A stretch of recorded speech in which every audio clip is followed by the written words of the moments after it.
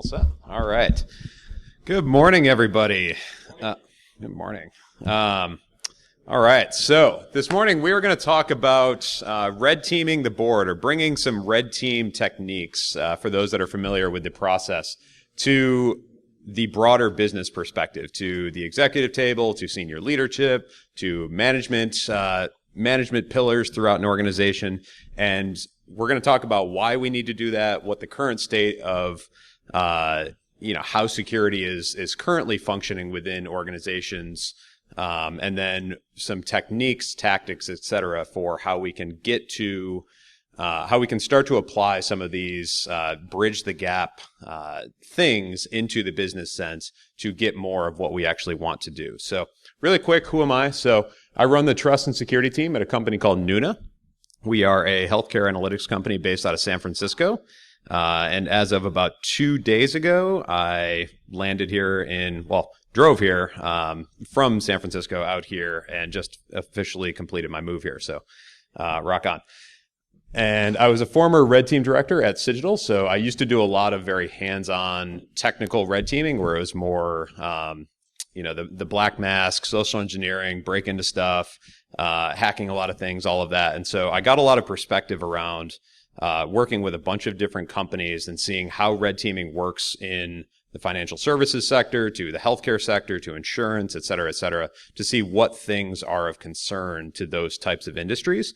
And then I got to start applying a lot of this to more culture building and all of that in my current role at Nuna. And for anyone that knows me, or as you'll see throughout this, I'm a little bit of a fanatic. This is actually me in a full Batman suit and one of my bosses or former boss's kids. I think weighs about 40 pounds for anyone who's curious. All right. So really quickly. So agenda for today. So as I'm sure really quick show of hands. Is anyone here familiar with or has participated in any kind of red team assessment in their current day-to-day work? Awesome. So for those of you who do this, and for those of you who are probably just following along or who are interested in or reading alongside red team topics or social engineering topics, we know that penetration testing and red teaming is a great way to just blow the lid off of some problem that has not yet been explored, or to call HDMI. I do have adapters. Sure. I don't have adapters handy. All right. Stand by.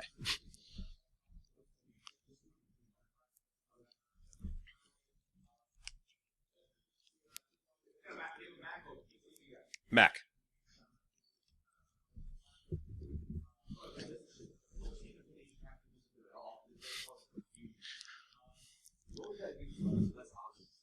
You also got to keep moving. That's why you use wired mics, or you pop on stage. You speaker bondage. Sorry about the inconvenience. Oh, it's all good. I would move that and all on the internet too.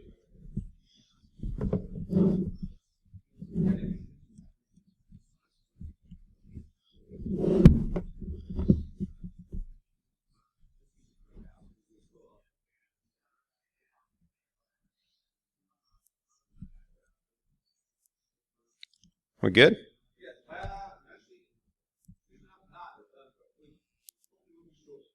Okay. All right. Cool. So we all know that red teaming and pen testing is a great way to call a lot of attention really quickly to something that has not yet been explored.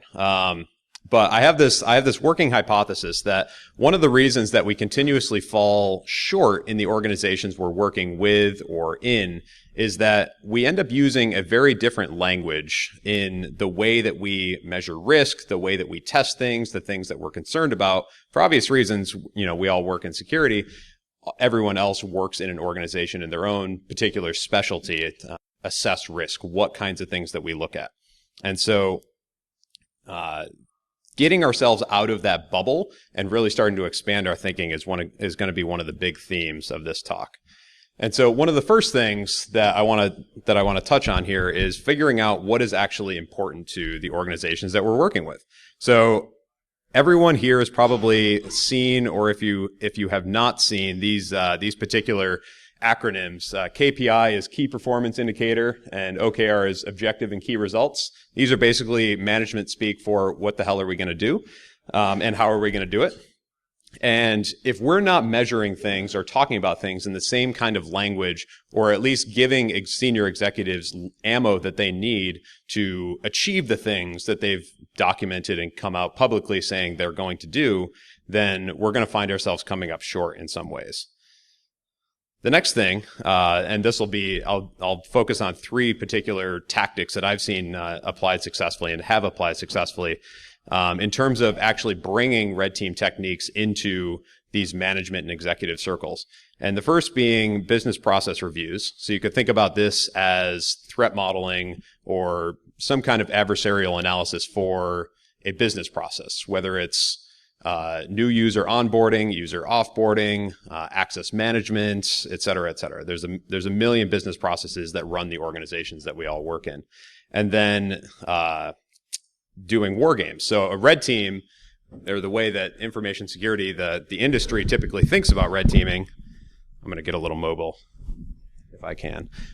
So the way that information security typically approaches red teaming is more of an active assessment or emulation of, some set of adversaries against a particular system. It's usually an organization or some big app like Chase.com or something. We're just going to go after, Chase's primary banking platform. And what I want to introduce here is basically bringing that same kind of adversary emulation technique to business strategies, and getting senior executives to think about the same kinds of things that we think about and getting them engaged, because when they're engaged, we can start to drive our agenda more effectively.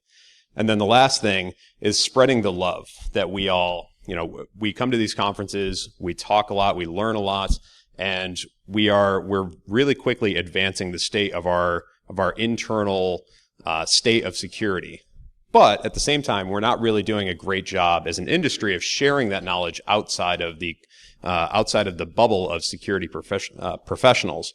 And so what I want to propose is that getting other people engaged and interested and involved in your organizations will help drive them to you for advice. They'll start asking you for questions. They'll start asking if this particular thing is okay, et cetera, et cetera. And that's all of the stuff that we actually want. It does take more time, but it's all the stuff we want in order to make sure that they are thinking in a way that's going to protect, they don't click on that link. They don't do that dumb thing that ends up putting the organization at risk. And then lastly, and this is a big theme that's been just emerging in security team agendas or CISO agendas around the field, is we want to be able to turn security into a competitive advantage for our organization. Most of the time, as you all know,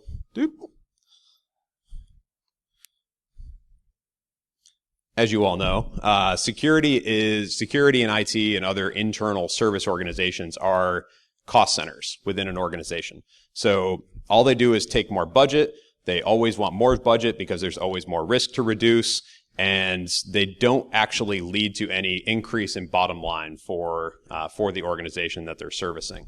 And so instead of consistently being the team that is pointing out problems and saying no, we want to gain trust with the senior executives that we're working with, the other department heads that we're working with, and we want to be able to help enable them to do their jobs more effectively. So even though we're not bringing in dollars, we're helping them earn more dollars and more effectively and safely. And so you probably all are asking yourself, first off, who really cares? So when I first came out of consulting, I asked myself this same kind of question. I tried to approach everything from a very technical perspective, and I had this reflection moment very, very frequently about who really cares about all of this business stuff. It doesn't really serve my ends immediately. The means don't lead to the ends that I want. And so I had to really challenge myself to break that line of thinking. And basically the primary objective that we were shooting for here is getting people engaged and interested and fascinated with security. And we want people thinking about how security may potentially negatively or positively impact the projects that they're working on. So for instance, I'll use an example that we had at Nuna. Getting some of our department heads or business line leaders involved and engaged in this, through these kind of processes. We have them coming to us at the very start of, and not by some kind of organization-wide mandate, but we have them coming to us at the very start of their projects, and they want to weave in to every single sprint, every single story planning activity, some kind of security requirement. They want to weave in particular security features along the way. They want to make sure that they have all of the compliance checks that they need before the product goes out the door. They want to make sure that they engage folks with, or engage with penetration testers to get results and bugs and all of that. And so ultimately what we were trying to drive for is getting our users and our department heads interested in what we're trying to get them interested in, because at the end of the day, a team, most security teams cannot scale or cannot keep up to the kind of scale that we actually need to service the organizations that we are. All right. So really quickly, reflection time.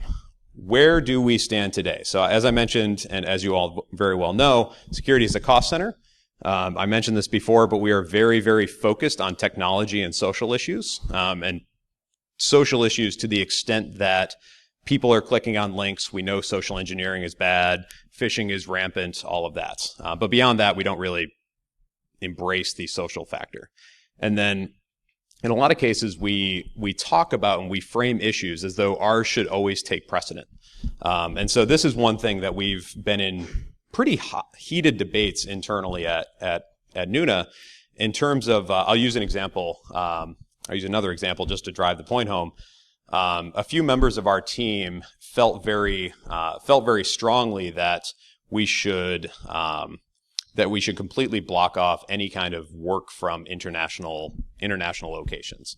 There was a really big, with all of the stories emerging about like the CBP and border protection, seizing laptops, forcing people to get into them, et cetera, et cetera. There was a lot of talk about, well, our laptops, anytime somebody travels, they're automatically going to be backdoored, et cetera, et cetera. And so we should just completely block off any kind of international travel, full stop.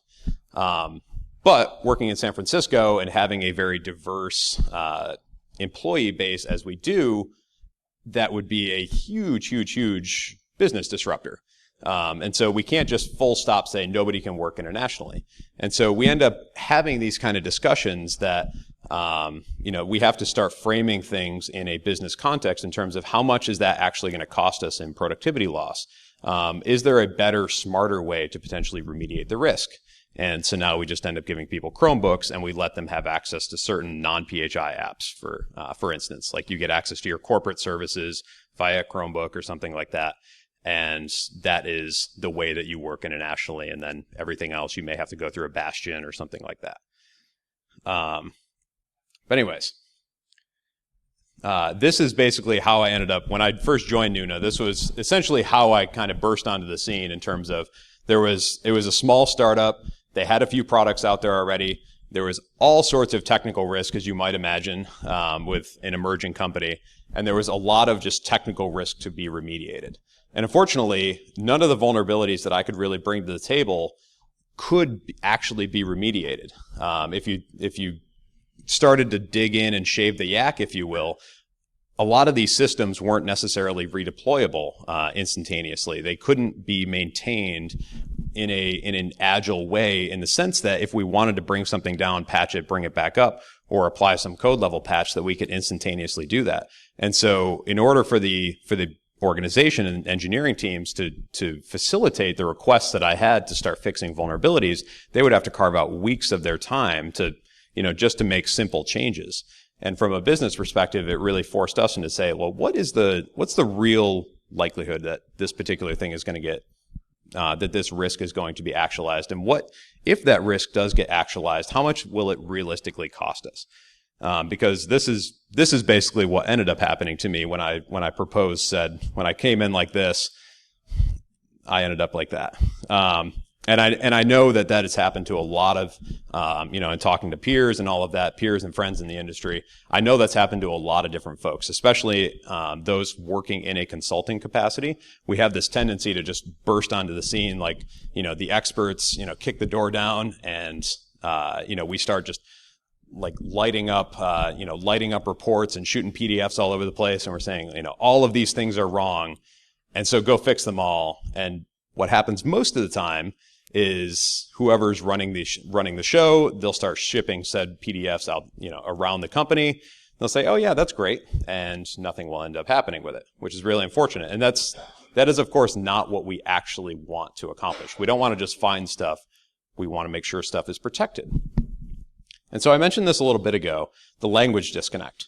So by people just shouting stuff out, if I was to say I had a high-risk vulnerability, or this SQL injection was high risk, what would that mean to somebody? And please just shout out.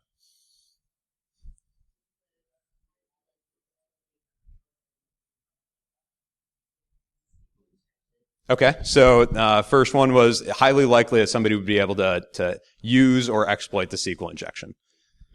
Anybody else? Okay, so it might mean that there's some kind of data exfil there. Anybody else? Big impact on the company. All right. So thank you for those. So all three of those things are technically probably right in this context. However, our counterparts in the organization, they end up using these kind of terms. If you think about finance teams, they use risk and threat and stuff in very specific ways. And our industry is one of the only ones, at least that I know of, obviously because I work and live and breathe this stuff, but we don't conform to the definitions that other kinds of teams or other professionals have for these particular definitions, and we also don't even agree on them within our own industry. So, if we can't agree on things within our own field, and we have, let's say, 5 security professionals on a particular team, and they're all thinking about risk and threats in a different way, and we can't uniformly communicate that to an executive who we're expecting to allocate budget towards something, you're gonna have a really hard sell on your hands. Give me 1 second.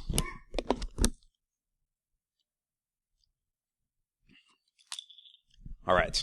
And so one way to get around this, and I'll explore this a little bit more later, but is to bridge the gap and say, if finance is going to be measuring risk in terms of expected loss, so combining likelihood and impact, and do a little bit of modeling. So you'd say that SQL injection has a 25% chance based on where it's located in the application, and it either does or does not need authentication to take advantage of. Maybe it has a 25% chance of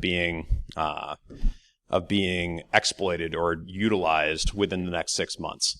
And if that SQL injection is actually successfully used, it could cost us between $50,000 and $1 million.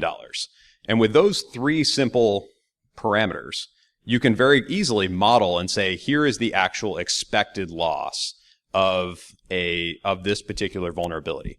And then you can measure that expected loss against some kind of proposed budget. So if it's going to cost a developer, 5 hours of their time, and you can really easily roll that into production, then that's a really easy change. However, if that same thing, like if you walked into a system like I walked into initially, and you couldn't actually make a change to the application, and let's say your expected loss was $75,000 after all things being modeled, and your remediation cost was going to potentially be several $100,000, then it's a more interesting business decision, and we can't necessarily just come in screaming and saying my issues are more important than the business's issues, because at the end of the day, it's all money.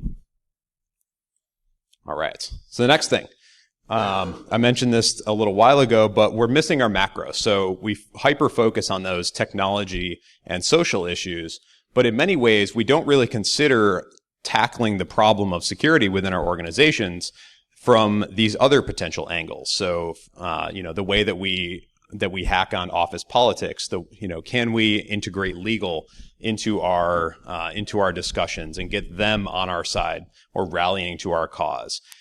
Can we potentially, like as I just mentioned with the risk scenario, can we start to bridge the gap with economics and speak more to our finance teams who may want to allocate budget to our cause? And then security is a business problem. So as of right now, I mentioned this at the beginning, but we have this emerging trend of, CISOs are demanding a seat at the executive table. Security teams want to be a part of the business discussion. We are framing security as a business problem. However, our actions do not really support what we say we want. We continue to heavily support, condone, and endorse very, very technical research. We don't support inclusiveness in many cases, and we're doing a lot of stuff in a security vacuum. We're not doing a lot of stuff with business leaders, hand in hand. And if we want to be a part of their solution, then we have to meet them where they're at, or prompt them to come to us. And so where we want to go. Is anyone here familiar with Peter Drucker? Anyone read his stuff? A few folks? Excellent. So Peter Drucker is this management consultant guy, and he has this quote that I really, really, really like. It is the best way to predict the future is to create it, quite simply. So what we mean by that is if we want to be a part of the business discussion, the business problem, frame security as a business issue, then we have to start creating situations within our organizations that allow us to do that. And that's where I'm going to dig into these three particular techniques. First one, this is focused on the business process reviews. So the CIA, they declassified this simple sabotage field manual a few years ago. And basically, if you read it, it is basically their manual or their set of standards or guidelines on instigating a completely hellish bureaucracy within some system that they want to disrupt or influence or control or something to that effect. And when we started digging into our own business processes, we ended up finding a lot of really wonky things. Like some of the principles in there are, try to instigate as many meetings or get as many stakeholders in the room to make any kind of decision possible. Has anyone ever been in a meeting where somebody wanted to pull in 30 other people to make a decision to something? I know I have. And what happens in that situation is you either never arrive at some kind of consensus, and that thing never ends up getting done unless you kick it down the road, and 6 months later you bring it up and try to, you either hope that those other people are out sick, or you don't include the people who originally proposed bringing 30 others into the room, something like that. So by reviewing or threat modeling, if you will, business processes or the things that make our organization run, we can get ahead of this kind of stuff. We can stop letting these messes happen to us. And we also get a chance to have a lot of really thoughtful discussions with the business process owners. The next thing is we bring our red team hats into the boardroom. So I can think of a lot of things at Nuna in particular that could completely derail our company outside of, hackers in organized crime hackers in Russia or China, et cetera, or, the run-of-the-mill script kiddies.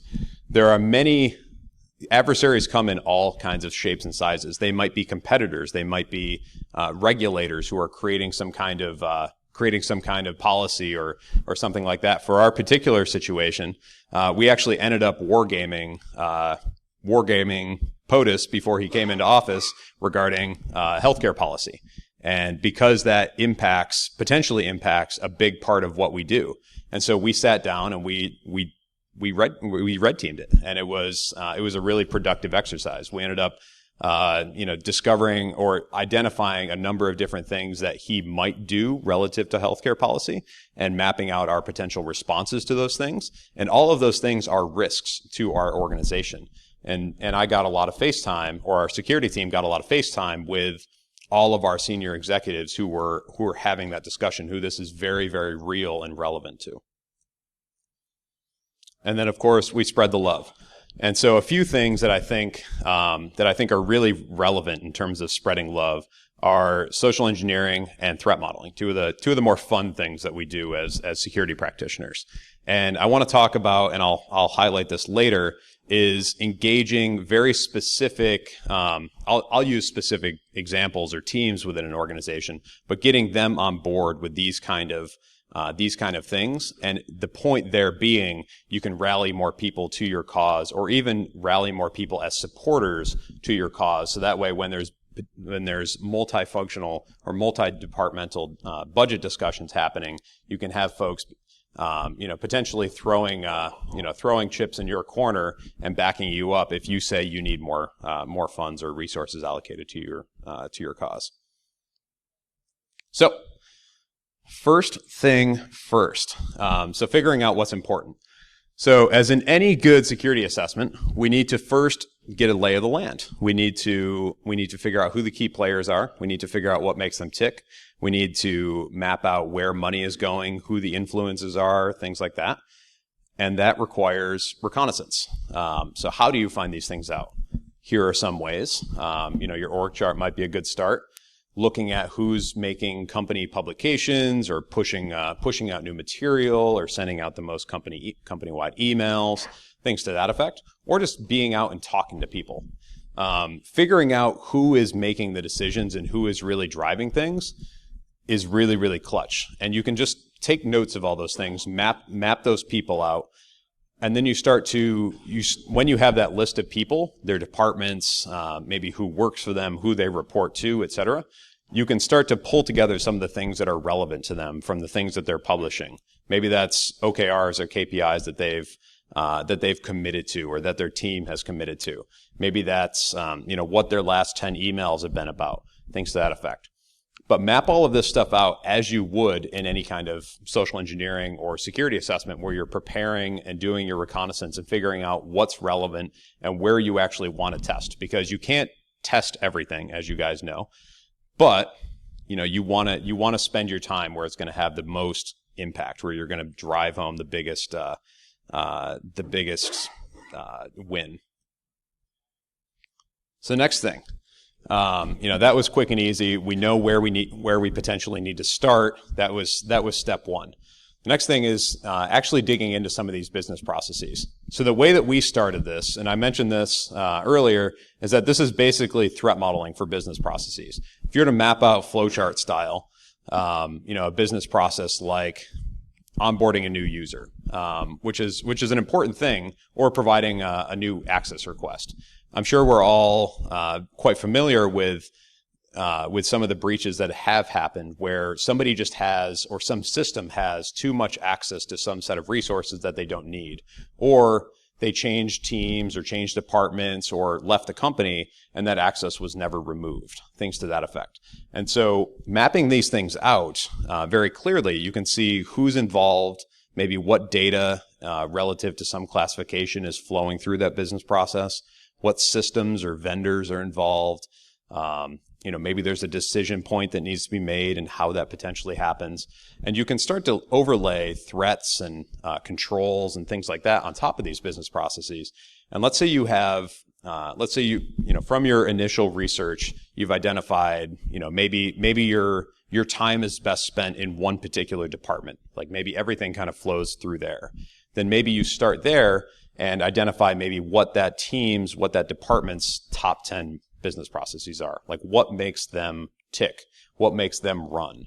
And from there, start to map this stuff out. And if you have, let's say their top 5 business processes have a lot of controls in place, like not everything you're going to need to step in and swoop in and save the day, but maybe their top 5 are very well guarded, and maybe their latter 5, they have one control each, and maybe those controls are policies or procedures.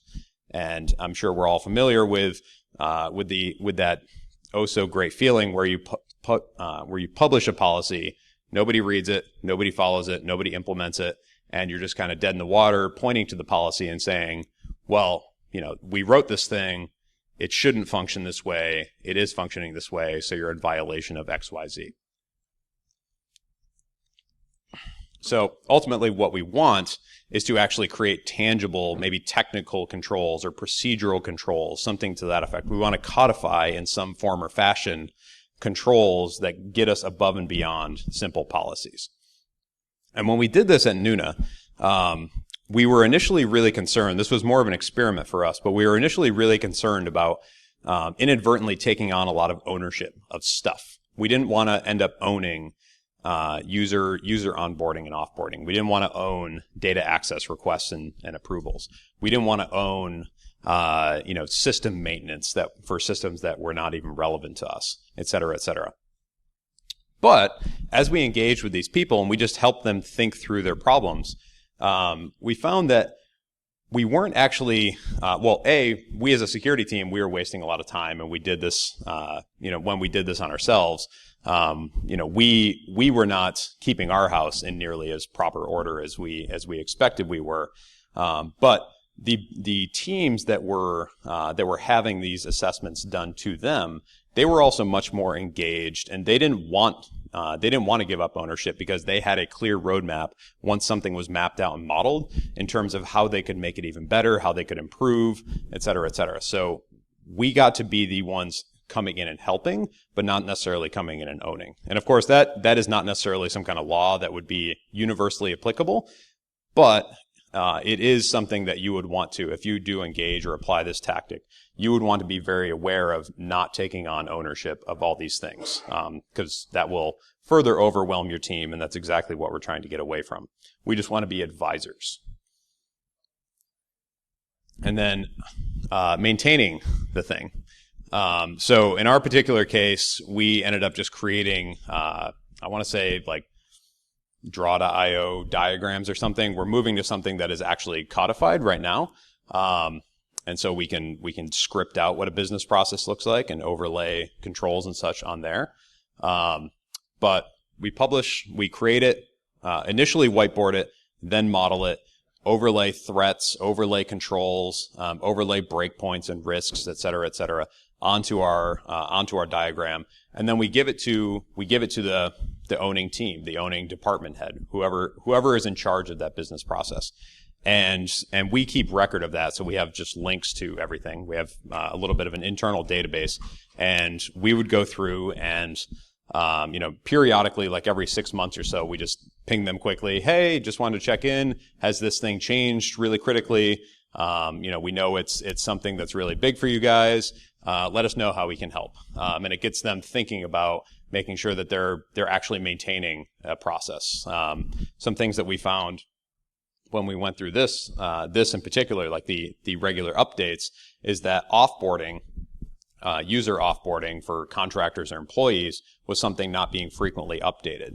And we had to kind of insert ourselves into that a little bit and help keep that updated and make sure that all systems that were not integrated into Active Directory were being included in this offboarding process, because, of course, we don't want, somebody leaving the company and them retaining, why does this keep doing it? We don't want them retaining some kind of access after they leave the company. That is, of course, a bad thing, and in violation of some HIPAA and high trust compliance stuff that we're subject to. And as you have all of these risks, one of the great things that you can do here is going through that same kind of risk assessment process we talked about earlier. However you do risk assessments at your organization, but through this, you will end up identifying a whole bunch of risks, a whole bunch of potential issues. And because not just security issues are not the only things that can affect in a negative fashion our organizations, you can walk them through the things that scare you relative to that business process. You can walk them through how you would gauge how important something is and have a really productive conversation about it. All right, so moving into wargaming, something a little bit more fun and exciting. So the way that we approach this, and there's a million ways that you could have more of a tabletop slide-based exercise. You can do full-on role-playing, et cetera, et cetera. We ended up taking the role-playing approach and found it worked pretty well. And basically what we did is we took some kind of business strategy, some kind of tactic that we wanted to apply, some product we wanted to roll out, something to that effect, or the healthcare policy situation that I mentioned earlier. And we want to answer a couple of key questions initially. Who are the adversaries relative to this particular scenario that we're going to model? and why might they want to? Like, why are they adversaries? Maybe maybe it's more institutional, like a regulator is going to create policy and create legislation and such, or maybe a competitor might be entering into a new market and they're just trying to expand their market share or roll out a new product or something to that effect. What are they willing to do is a really key question. So sometimes they might be willing to create a price war with you, for instance. They might be willing to hire a bunch of your key people. They might be willing to go to conferences and start collect competitive intelligence from folks from your organization who are also attending that conference, something like that. And then most importantly, what are we going to do about it is the thing that you answer through and after the war game. So after you model all of these situations, you want to have some kind of plan so you're not caught with your pants down when and if something happens. So in actually executing these things, I would recommend picking a single strategy to model at a time. These things can get really, really complex, even in a more simplified tabletop exercise. There's a lot of things going on. There's a lot of people who are not necessarily super familiar with the security thought process or with these kind of processes in general. And so you'll likely have questions. You don't want that much complexity all rolled into one. For instance, you might want to model, how do we introduce this new market or introduce our product to this new market, or expand our product with this new feature, versus how do we make our company profitable? That might be too big and grand because there's so many factors to take into consideration. And then as you're building up your team of participants, I'd recommend not picking super, super senior leadership. And the reason I say that is they're going to have a lot of position power. They're going to have a lot of influence, as you might imagine. If your CEO walks into the room and they say something, everyone is likely to jump when they say how high. And so you want more middle to maybe, between middle and senior management, not like VPs and such, to be driving these things, because that's where a lot of the boots meet the ground action is actually accomplished. And so get a very diverse team of participants together, maybe people from product, IT, recruiting, et cetera, and get them all together. Prepare them, brief them in advance, give them some kind of briefing for the teams that they might play, whether it's their role playing a particular competitor, whether they're role playing a legislator, whatever. You want them to in a way, get into character. And let them act and play out actions as though they are that particular stakeholder or adversary in this case. And when you actually hit the ground running, the way that we've done this, and again, there's a million ways that you could structure this, so pick whatever is best for you. But we would start by having the home team or the Nuna team present our initial solution or present our initial strategy. And then each team sits back, they understand it, they internalize it, they have a little bit of time to plan because they didn't know what that was specifically going to be. And then they put together, through the character teams that they're in, they put together their responses to that particular strategy. And have each team go through and present a rebuttal in terms of how they would respond to this particular rollout of strategy. And then you can do as many rounds as you want in terms of, all right, basically play chess with it. So we did this was their counter move, this is how we're going to move again, and you can go back and forth. I would recommend like 1 to 2 rounds, and then you can start to talk about it and talk about strategies. Yeah, question.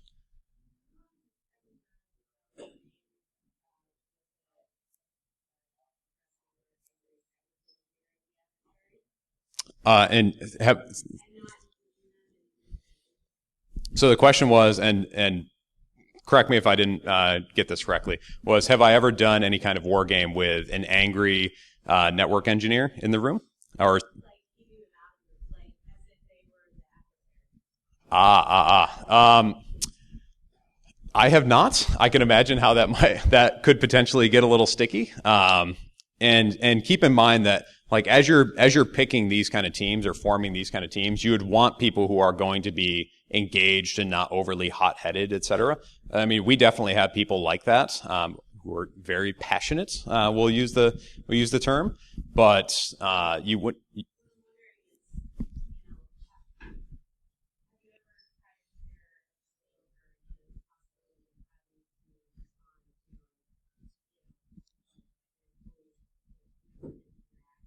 Okay. So the question was, just to repeat for everyone, whether we had war games, more of like an insider threat, a disgruntled employee.